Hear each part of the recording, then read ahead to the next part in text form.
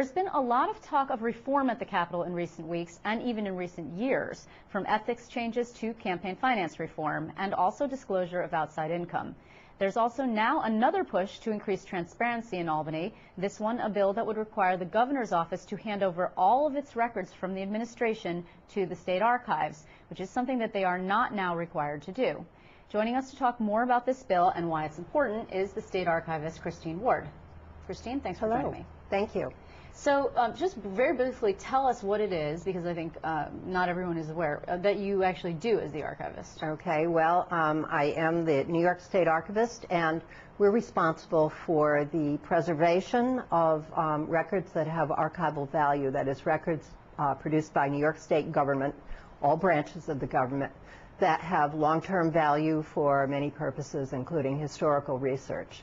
We're also responsible for ensuring that the public has access to those records. Okay, so now part of the problem has been that it's actually, as I mentioned, not required for the governor's office to provide records. And what we're talking about here is not confidential records, right, but speeches and bill memos and other things that come out of the governor's office, but not necessarily confidential emails or that kind of thing.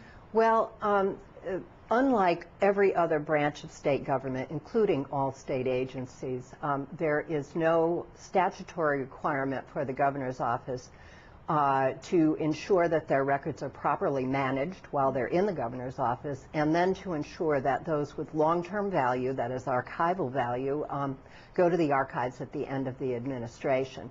This can be records in any format, including email.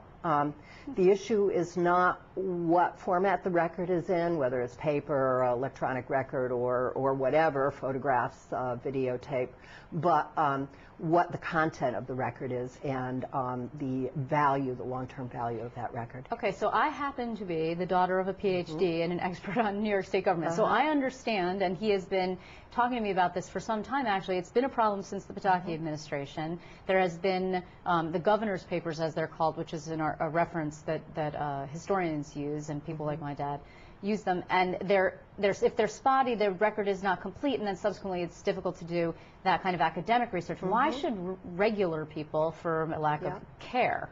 Okay, well, you know that the governor, just as any elected executive, is the highest ranking public official in the state of New York, in any state.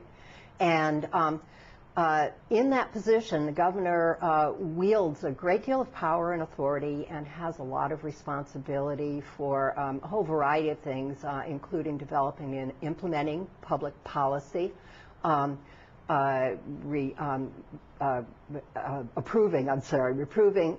legislation, allocating resources, appointments, and investigations. But you can get that in the newspaper when you read it, I mean, or the television. Not first-hand information. These are original records we're talking about, the records that actually talk about the development of that public policy, why it happened, how it happened. And that's what you would get from the records in the governor's or in any office. These are really the most important asset of the state. They belong to the people of the state because they're created by people who are elected by the citizens of the state. And they would be subsequently, if some citizen was interested, could just sort of go to the archive and access them if they were there. That's which correct. They are not. So you have this legislation, or there is this legislation that is being pushed that would really mandate and codify the collection of information and then the subsequent turning over of the information to the archives. Last year, the current governor, David Paterson, vetoed this legislation. And why did he do that? Well, the veto memo talked about a lot of fiscal issues, and one can well understand why they would think that there might be financial implications, and of course they don't want to have the state have to take on any additional financial problems.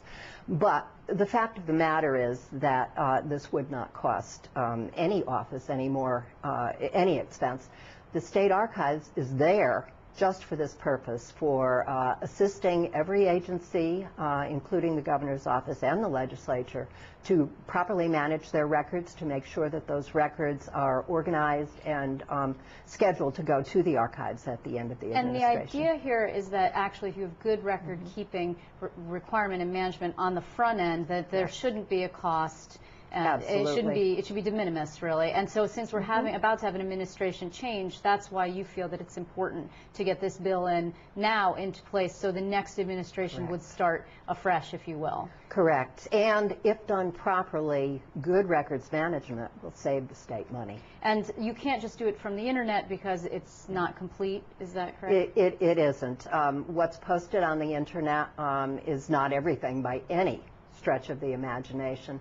And it comes up, goes up and comes down on a pretty regular basis, so it's really not possible if you're looking for long-term information. So now this is going to be, this issue, for those who might be interested in delving a little deeper into it, is going to be the subject of a symposium next week. Yes. And we will provide some information on a website. If you go to CapitalTonight.com, you can get that information. Yes. We'll provide that to viewers.